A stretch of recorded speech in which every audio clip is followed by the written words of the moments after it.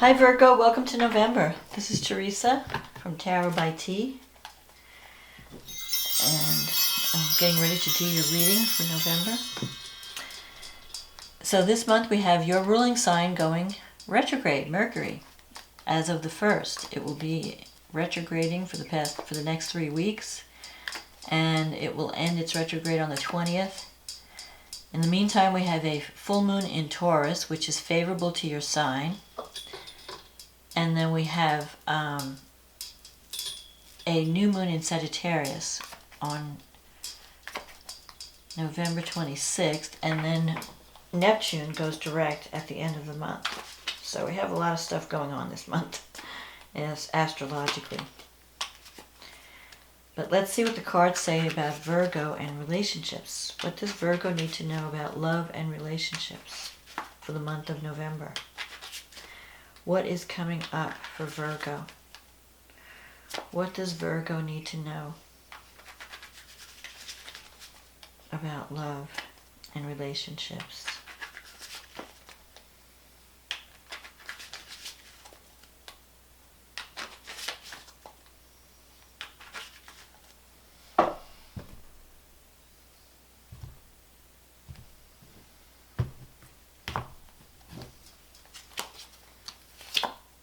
The Two of Swords,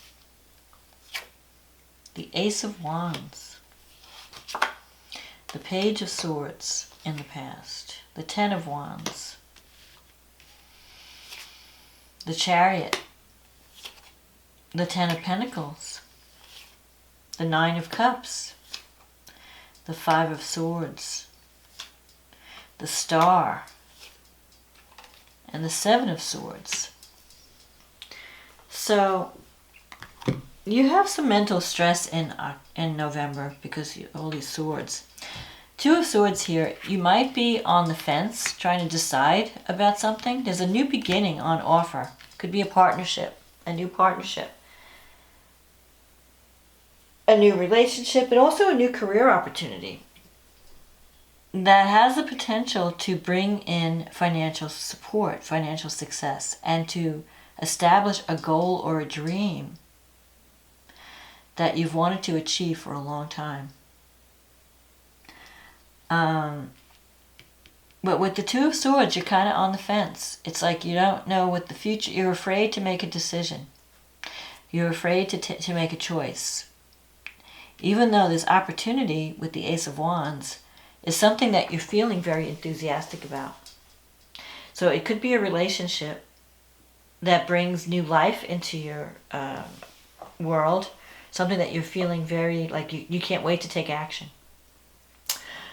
But it could also be a new work opportunity or career opportunity that you're feeling really excited about. If you've had a falling out with someone, with the Two of Swords, you may be waiting to hear from the other person. Like each person is waiting for the other person to make the first move. So the Two of Swords is like, well, I'm not calling them, they have to call me. But I'm waiting to see what they are going to do. But with this card, you have to let your guard down and you have to take action. You have to break the stalemate. You might be in a stalemate situation with someone in a relationship where you can have a new beginning, but only if you make the decision to break the ice and show your vulnerability and lay your cards out on the table and say, this is, be honest. This is what I want. This is what I need. Because I don't think it's going to happen unless somebody breaks the ice. And you might be dealing with someone who may not want to break the ice, who is being stubborn. You have the Page of Swords here in the past. This is a card of having to have a difficult conversation with someone. Maybe you've already had that conversation since it's in the past. And with the Ten of Wands here, this is a card about carrying a heavy burden. So someone's carrying a heavy burden. They're carrying a lot of responsibility and it's weighing them down. And it's time, you're feeling like, I want to just put this down. I'm tired of carrying this burden. And you are coming to the end of a very heavy burden where you're carrying a lot of responsibility. With the Page of Swords, this sometimes could be about gossip or spying, but it's also about looking deeply into a situation, watching how you communicate, because you have to deliver a message, but it's not what you say, it's how you say it that's going to make the difference. So choose your words carefully, especially now with Mercury going retrograde. There's a greater opportunity for misunderstandings and miscommunications. You think you sent the email and you didn't, or the text, doesn't get delivered. So you want to double check that any kind of communication issues, that there's no misunderstanding or misinterpretation of what you're trying to communicate. And you could be dealing with someone who's very challenging. And maybe a little bit rebellious or free-spirited. So you have to handle them carefully. You have to talk to them in a careful way. Coming up, you have the Chariot and the Ten of Pentacles. So the Chariot is a card of victory and success through discipline and focus. So if you've been scattering your energy, trying this, trying that, not really focused on anything specific, you need to really sit down and focus and say, okay, I have to stop getting myself distracted by all the possibilities. I have to choose a path and stick to it. And because you have this opportunity coming up, this Ace of Wands, if you can make a choice to really focus on what you want, you can get it. And I think what you want the most is financial security. You want to have a home, a happy home, where you feel safe and protected and loved. You can have that. It's here for you. You even have the Nine of Cups. And you have the Star. The Nine of Cups is a wish fulfillment. But there is some negative energy surrounding you. In your environment, you have the Five of Swords, and then as an outcome, you have the Seven of Swords. So the Seven of Swords is kind of a sneaky energy. Someone in a relationship might not be telling the truth, or not be. It's either you or the other person. Someone is not being transparent. Someone is saying one thing and doing another. So you have to think, okay, because sometimes the Seven of Swords can be the thief card. Is someone trying to steal something from you? Is someone trying to take credit for the work you're doing? Is someone trying to take away, telling you one thing and pretending they're on your side, and then the minute you turn your back, they're talking about you? So you want to be careful who you're talking to, who you're communicating with, who you're going to for advice. And you want to watch what you're doing, because people are watching. There could be gossip around you about in a relationship. If you're not doing, so just, you might even have it. Sometimes the Seven of Swords can mean that you're working toward a goal and you feel like you have to keep your plans secret until they're ready to be released, because you're afraid that someone's going to steal your idea and then steal your success. So you could be working on something kind of behind the scenes. It doesn't necessarily, the Seven of Swords has a lot of meanings, and some of them is deception, theft, and, sneakiness. But sometimes it just means that you have to be more covert in what you're doing to keep your plans away from prying and gossiping eyes, So people might be nosy, asking a lot of questions, and you just may want to not talk about things. Your environment, you have the Five of Swords, so there's some toxic energy in your work environment or your relationship environment. Maybe you're dealing with someone's hostility, or you're feeling victimized in some way. This is also a card that you realize that there are some elements about your relationship that there are some issues about it that can't be fixed. You could be dealing with someone that has some issues that you have to just accept. So You're not going to change the person you're with. You're not going to change the environment that you're working in. It's going to be what it is. So you either have to decide to keep it, to accept this person for who they are, to accept this situation, this job or career for what it is, you know, your environment. And if you can't accept it, then you have to cut your losses and move on. But you're not going to change it. This is like a card of limitation. So there are some toxic elements that you can't fix. And you're going to have to decide what you can live with and what you can't live with. And if you can't live with something, then you need to move on and focus on this star and focus on the Nine of Cups. What do you really want? You can achieve it. You can achieve this Ten of Pentacles, this wealth card, this happy home. You have the vision, but you may have to deal with some toxic energy in the process of getting there. And you may have to, there might be people around you that are either jealous or troublemakers, I don't know. So it's good to keep your plans to yourself until you're ready to launch. If you're working on a project, a work project, keep your plans to yourself. If it's a relationship, maybe you need to just deal with each other without interfering. Like there might be interference in a relationship or a situation where people are trying to give you advice, nosy people, or gossiping, and you know, you need to just work it out with the person. Go to the source. Don't listen to gossip. It may not be accurate. So let's see what the stars have to say. So we have the full moon, which is happening in your 9th house and 3rd house. So that's like the communication houses. Something may be completing around maybe travel. You might be moving to or dealing with people who are at a distance. A lot of communication. Some, and it could also be a legal situations coming to closure. The 9th house is about law. Publishing. You might be signing a contract about to release either a website or a media project.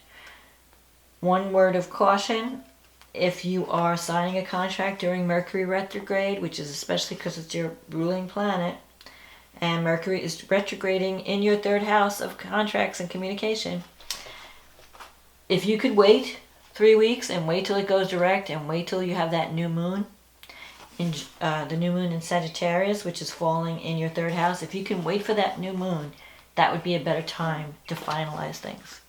Because with Mercury retrograde, you better check every detail, check the fine print, because there could be something that you're missing. And then you're going to say, oh, I wish I had known that. I wouldn't have signed on the dotted line. Or I didn't notice that little clause in parentheses in 8-point type, you know. So check if you're signing any contract or closing any business deal around the full moon.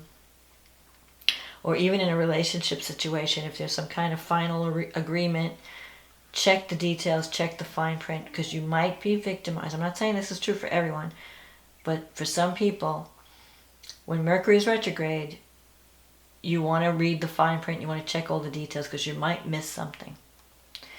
And especially since it's your ruling planet, and especially since it's in the 3rd house. So it's strong. You have to go deep. Now, Mars is going through your 2nd house, so your expenses are rising, but that's only temporary. When it moves out of your 2nd house, that should settle down. But it's sextiling Jupiter in the 4th. Jupiter in the 4th, you have an opportunity to create to find a good place to live, or if you're looking for office space or a new home. Jupiter in the 4th brings you opportunity. So don't be afraid to take action. At least look around. But don't sign any contracts till the end of the month. You may not have the money right now anyway, because you might be spending money on a lot of things with Mars in the 2nd house. Neptune's going through the 7th house, and it's retrograde. So there could be deception around relationships. You know, you're not seeing things clearly, or you might be idealizing someone. So before you go running off with the new soulmate, or you start to, you know, you might be signing or partnering with someone that you think is great, I would wait till Mercury goes direct before finalizing anything, because you may not be seeing things clearly. You might be just seeing painting a rosy picture right now. Now the new moon in Sag is happening in your 4th house, and that's actually squaring Virgo. So there could be a little tension around this new moon, especially around the home. You're trying to create a new beginning for yourself, a new home. If you can, and this gives you, it gives you positive energy to try and do that, but there might be some surprises that are coming out, some legal issues, because Uranus is in the 9th house, and it's making an aspect to this new moon that's a little bit awkward. It's an inconjunct. It's kind of like an opposition, but so something may come out of the blue that you don't expect regarding some type of long distance travel, higher education, teaching, learning, contracts, legal issues. So just be prepared. Just take the advice of this Page of Swords. Look deeper. Look at everything. Analyze everything. Don't sign anything until the end of the month. Mars is going through your 3rd house, and whatever Uranus brings, it's opposing Uranus at this new moon. So whatever surprise comes out of the woodworks, you may be very vocal about it. There could be words spoken, because Mars in Scorpio, it's in your communication sector, so watch how you're talking. You could be a little bit aggressive. You could be sounding like you're fighting. And you don't want to antagonize someone and make agreements more difficult because you're fighting. So you want to try and be calm and collected when you respond to whatever comes up at this time. Especially since Mercury will be direct at that point. So, and it's also, you have Saturn and Pluto in your 5th house. And Mercury is favoring the 5th house. So there could be some creative project that you're launching. If you're launching something creative or even starting a new romance, you could hear from someone. You can get a message from someone, from a romantic partner. So there's a possibility for a love relationship or news from a child, news about children. That will make you happy. I mean, it's a positive aspect. So, and you might be able to finally have some fun toward the end of the month. But there could be some surprises around legal situations or contracts that you want to pay attention to and make sure you're looking everything over. I mean, now, as a Virgo, you're very good with details. So I'm not worried about you missing anything. But it's always good to have another set of eyes look at something, you know. So if you're supposed to sign anything, if you're ready to commit to something, just take your time. Don't rush into anything. Wait till Mercury goes direct. Because there could be some things that you might miss. I don't want you to miss something and then say, oh God, I should have never done that. And if you get into an altercation over some issue, choose your words carefully. Because you might be, or someone else might just overreact. Because Mars opposite Uranus, that's a very sudden, and it's in your travel houses. So be careful driving. Be careful. Don't rush around anywhere. Take your time. Check all, plans. Make sure that you have the dates right, and you have, you don't lose your suitcase and whatever. But just be careful driving. Pay attention. Don't be thinking about something else and, drive like in a coma. Mars usually represents like sudden outbursts, sudden expressions of anger. Could be, and especially in the 3rd house, there could be accidents. I'm not to scare anyone. It doesn't mean that everyone's going to have an accident, but just pay more attention to travel and to communication issues at this time. Because you don't want to set something off. You don't want to say something that you think is innocent and then somebody else is really angry. Because you didn't realize how you were coming across. So that's the main message for November. I think you have an opportunity to realize a dream, and you have an opportunity for new beginnings and to establish yourself financially, to have a secure home. But if you just heed all the other warnings about, don't rush into anything, choose your words carefully, pay attention to details, make sure that you're understanding what you're signing, and that so that you're not taken advantage of or victimized in any way. So that's my forecast for November, Virgo. I hope you enjoyed this reading, and I will talk to you again next month. Thank you. Bye now.